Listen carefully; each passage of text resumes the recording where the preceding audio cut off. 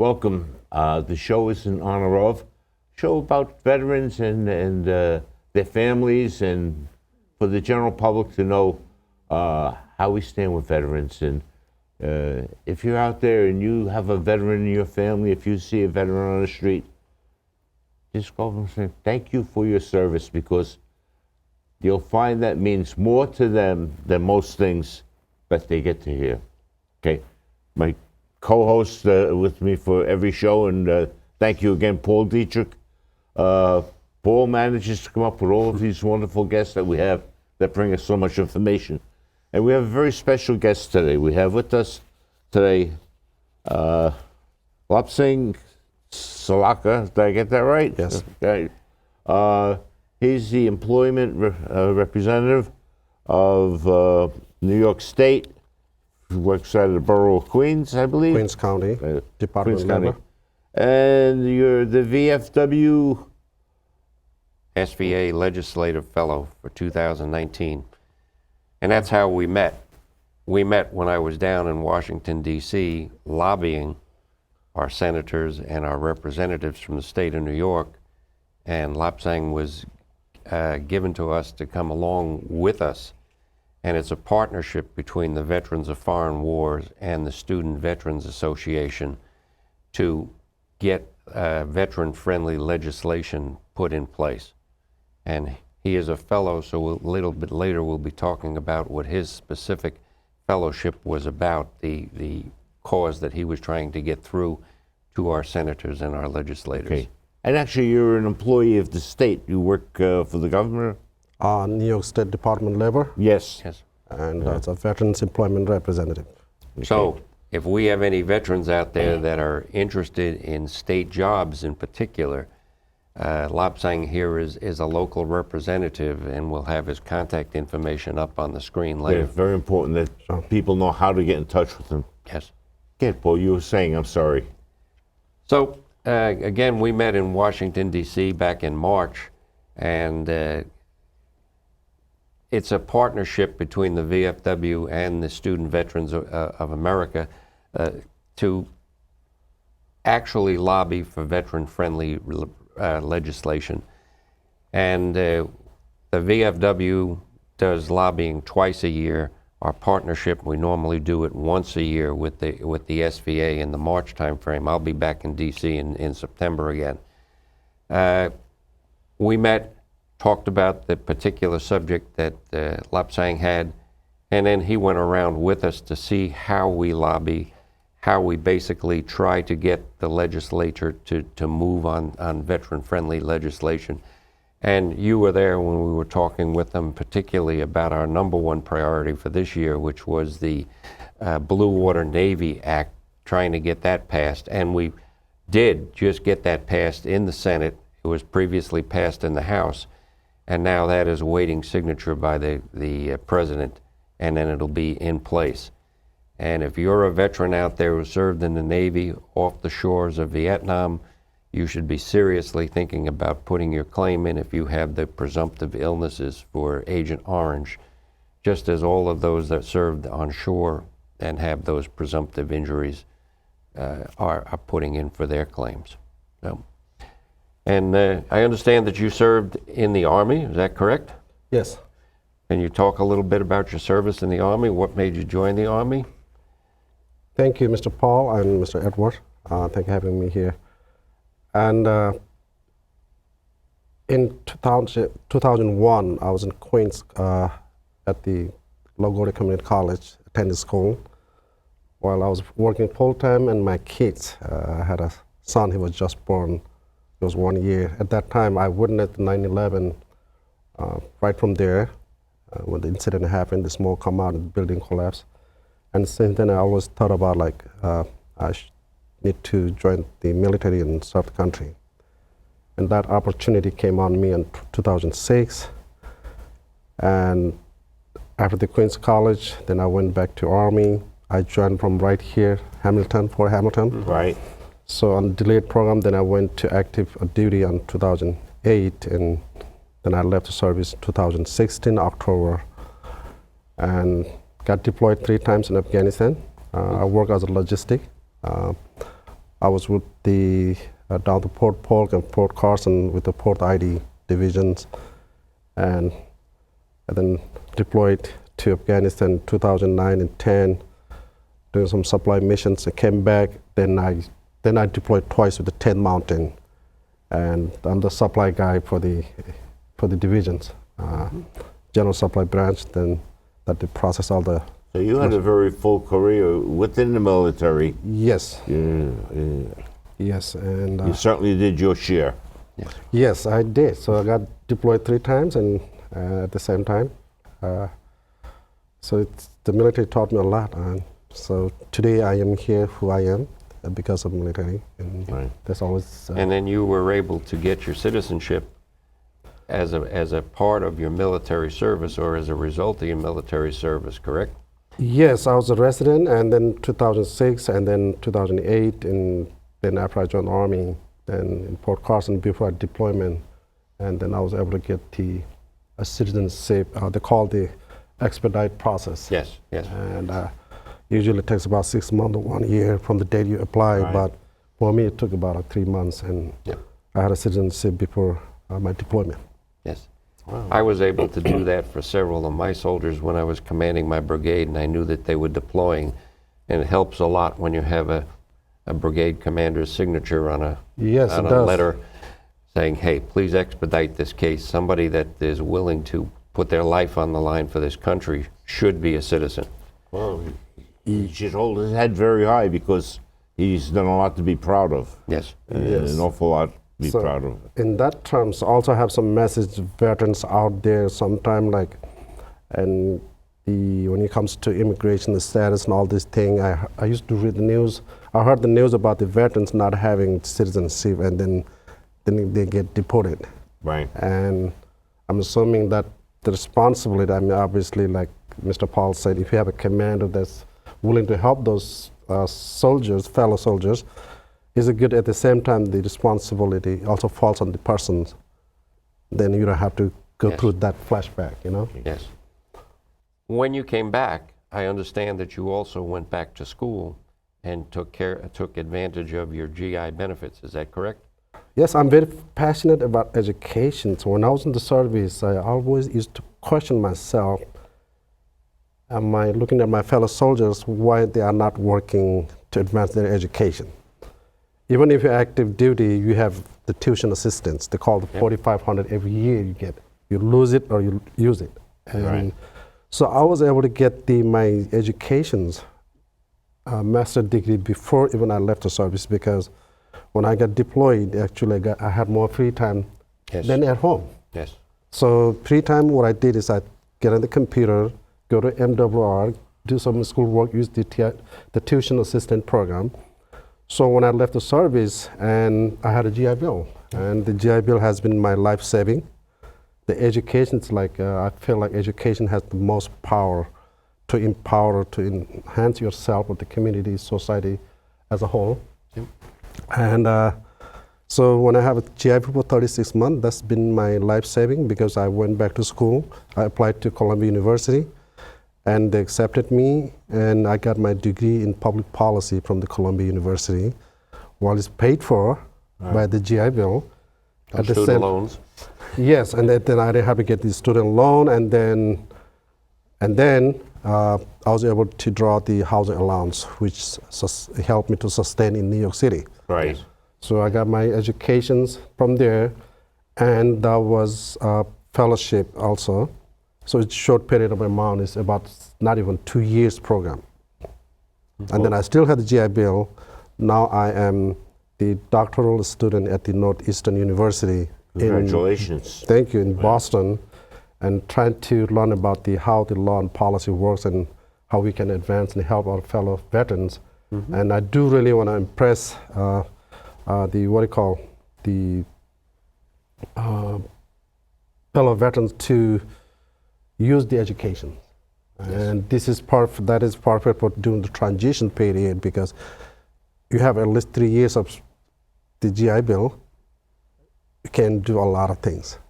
Oh, Right? You can find a job, the education, everything at the same time.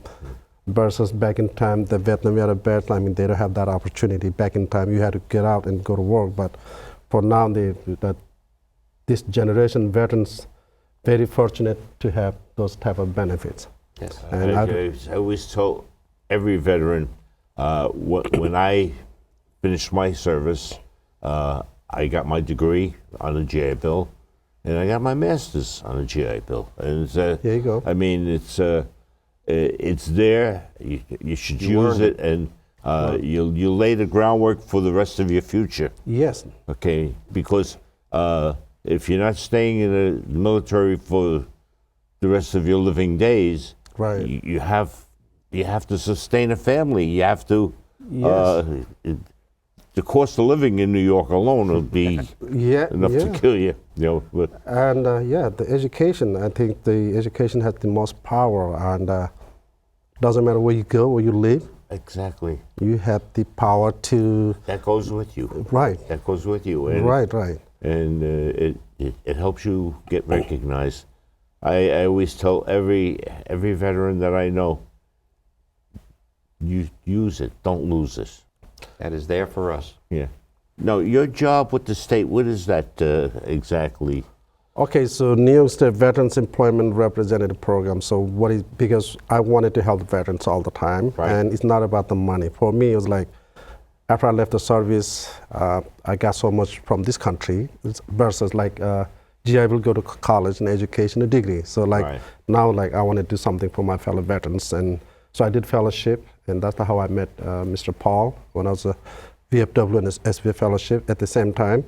So when I found out about this program, and that's aligned with my intent to Right. help the veterans, right?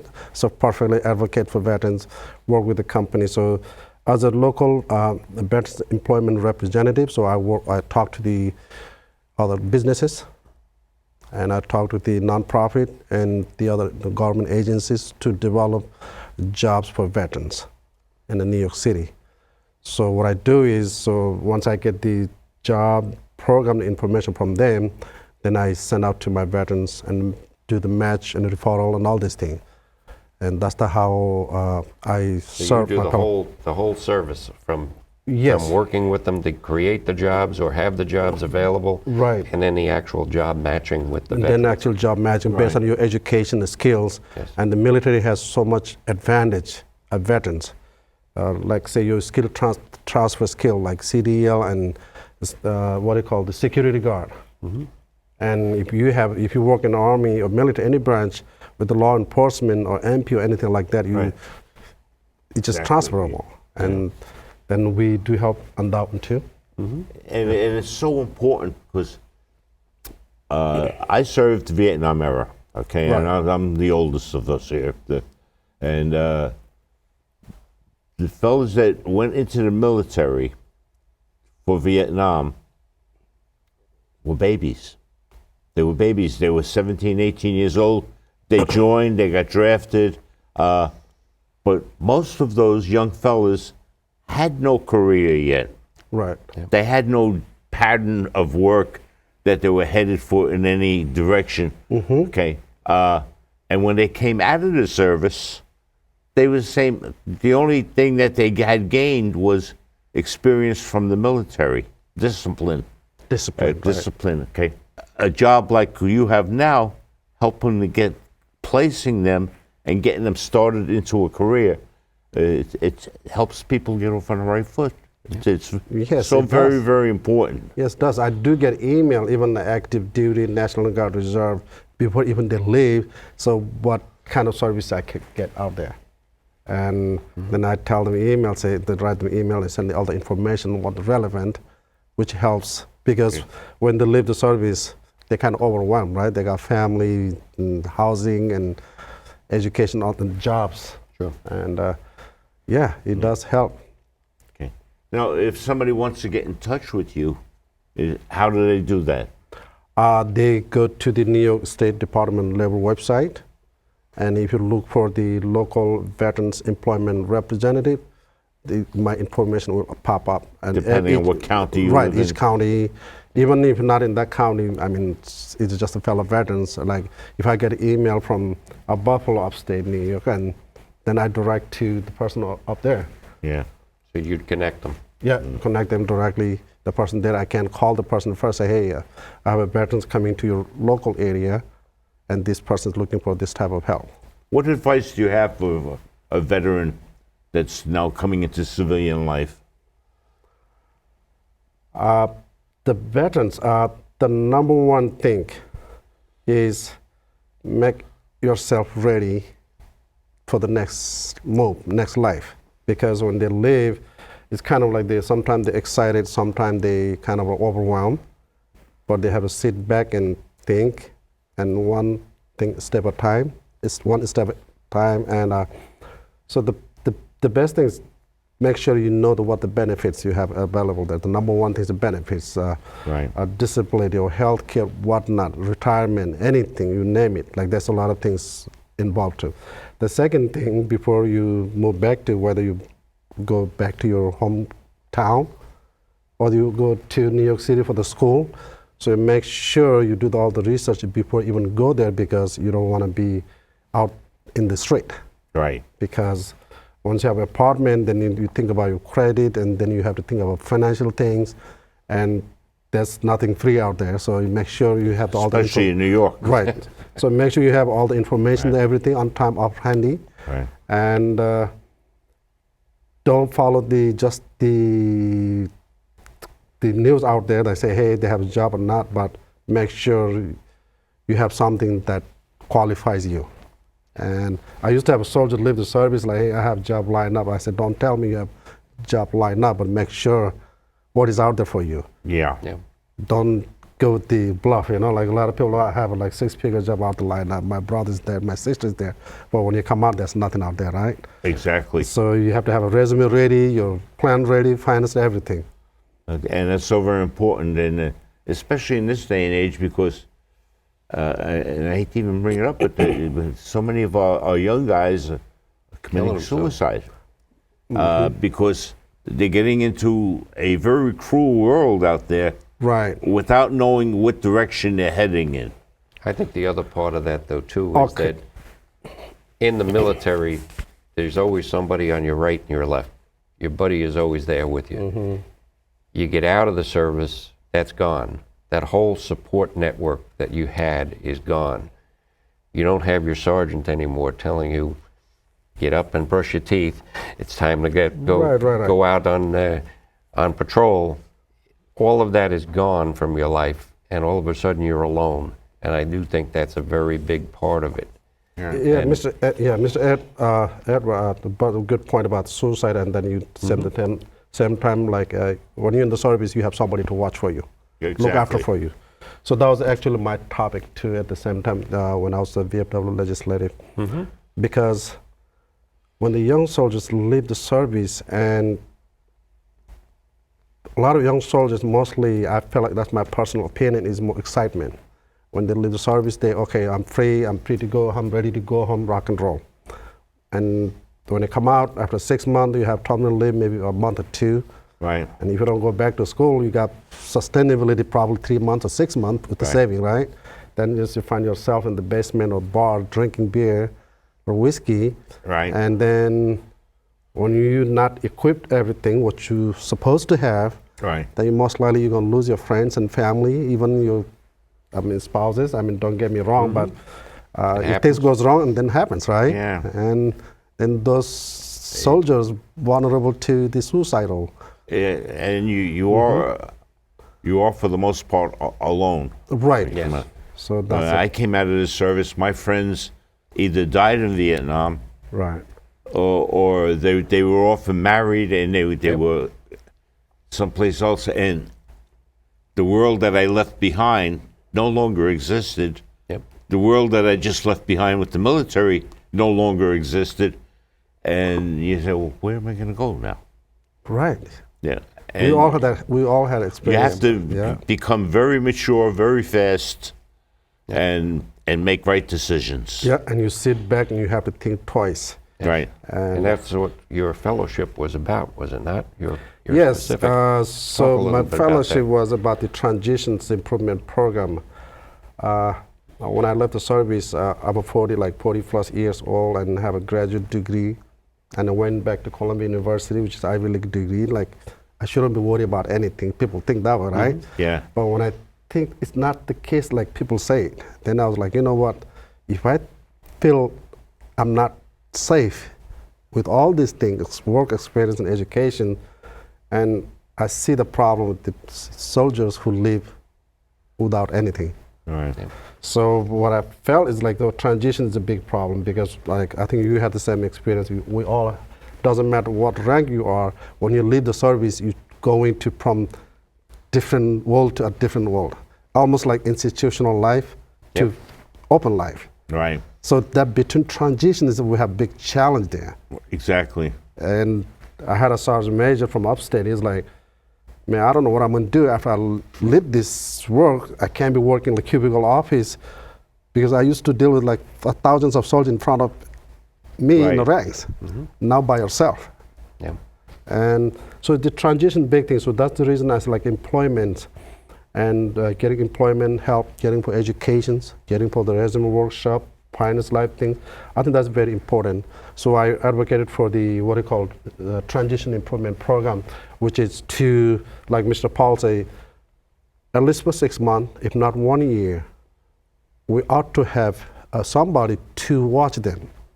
So like supervise them. I mean, The we have analogy we yeah, used, if I remember correctly, was if you got out of prison today, right, there's a parole officer watching over you. right. Exactly. Yeah. But if you get out of the military, That's there's not- nobody. Right. You're on your own. That was the perfect analogy I heard from Lobsang down talking to the Congress. And it was like, wow, yeah, that makes sense. Yeah. It's the same kind of transition. What did you say made sense in the Congress? It made sense to the Congress people. Congress, Believe people- me, they actually could see. I don't see too many things making sense to anybody Well- lately in the But the fact Congress. of the matter Right, is, right. it was a way to get through to them, and that's important when you're talking to Yeah. people lobbying. They've got to understand the analogies of a life transition, and that's what it is. Right. And I use my own story. 5 days after I came back from 2 years deployed in Iraq, I was back on the streets in New York City. And a little confused, right? 5 days. Yeah. A little confused. And I'm still reaching for my pistol every Right, day. right. We're talking about that frequently. You would drive down the highway and you'd be Yes. Watching off the hill, ducking right? from the shrapnel. Yeah. Yes. But that's reality, and Yeah. there really is no official transition. You're in and then you're out. Exactly. Right. So if you spend so much money, so many days to train you, make you a soldier, Right. then You need to do after the 20 same- years of service, that's a different person now. Right. So when you come back to your hometown or not, whatnot, then I think they ought to have some kind of transition period to help them out. Say, hey, now you're in a different dynamic. Exactly. And here's So- the person you need to Talk to. talk to. Exactly. So- and it's only common sense that Right. that Yeah. So there's a lot of help out there, resources out there. So what I see the problem, the younger generations, they're not mature enough to seek for the help. And the elder generations, it's high ranks. Yeah. Mostly like the captain or major or sergeant major. And they don't want to go to look for help also because they think that's weakness. yeah. And they don't want to go to see the mental health. They don't want to talk to anyone. And you don't want to talk to your family either, right? You just share about your story, but you don't really share your personal feeling. Yeah. So if you have somebody to talk to the person, to go place, Right. let's say Mr. Paul is my the caseworker, or the person that I should talk to. Like, let's say I'm coming back to New York City and Mr. Paul is assigned to me. So Mr. Paul is going to call me and say, hey, I know you're going back to school. Did you get into school next month? Probably he's going to send me a phone call or write an Right. email, right? And then I might be in a bad situation, but he called me for other reason. He just about to discover what Right. I'm going through. Yep. And let's say you about to get the divorce or you're about to get married or buying a house, and Mr. Paul is going to call me the following month and say, hey, how was it? How's your housing things? Yeah. So if you don't have a house, you don't have a job, you don't have a family together, those the people go do what? Suicide or homeless, right? Exactly, yeah. So my point is like you have to have somebody at least for 6 months, if not 1 year, the government ought to assign a person to observe the person's transition period. Yeah. You don't need that for the rest of your life. Yeah. But at least for 6 months and 12 months, the caseworker in each area, and I think there's the what do you call PFC, the peer project. Dwyer project. Dwyer I think program is was a very program that does successful, that. right? Yes, absolutely. So that so tells is you a the lot, right? mentoring in the court system Right. working very Exactly. well. So that tells you a lot, you know. Yeah. Because it's somebody that you can relate to, and it's somebody you can talk to, and it's somebody that maybe just says, hey, look, stupid, Right, this is right. what you need to do. And we all need that once in a while. And once again, if somebody wants to reach out for anybody representative of the employment division, they go online, and how do they get? Yeah, local veterans. It's called the local veterans employment representative. Right. So each county has one, like Manhattan, Staten Island. It's under the state. Yeah, under the state, but Department of Labor, just go to like look. We call it LEVER too, LVER, and local veterans employment representative. There's an email, phone number, not only me, but there's other people. You can email any one of them and contact them, say, hey, I need help with the job and transitions or any help. And each county has what we call the DVOP, which is Disabled Veterans Outreach Program. Right. They also help the disabled. Me, like LEVER, they help all the veterans. Well, I want to thank you for taking the time out to join us. I'm going to ask you if maybe you could come back again in a couple of months and just bring us up to date. So to make our job easy is we have to create a lot of job programs for veterans because, like you said, the suicidal that comes from there's a reason Exactly. people commit suicide. Yeah. Right. Not only the job, not only the family, but this all is part of the reasons, and that's the reason my program proposal was what I call the individualized social worker or caseworker because it's prevent, and Omega is really good about responding to something rather than prevent, right? Right, exactly. But if you prevent, then how much you gonna save money? You save from the VA healthcare, you save from like suicidal family, everything, right? Exactly. So I think that's the big thing that we should talk to the local elected official about the creating job program and prevent like transition. I think the number one is transition program.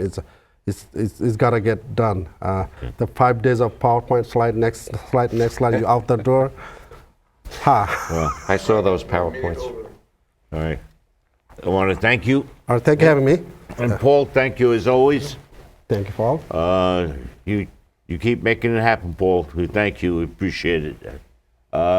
You've been watching in honor of the program for veterans and their families, and it's good for the general public to see what the veterans go through and what they need.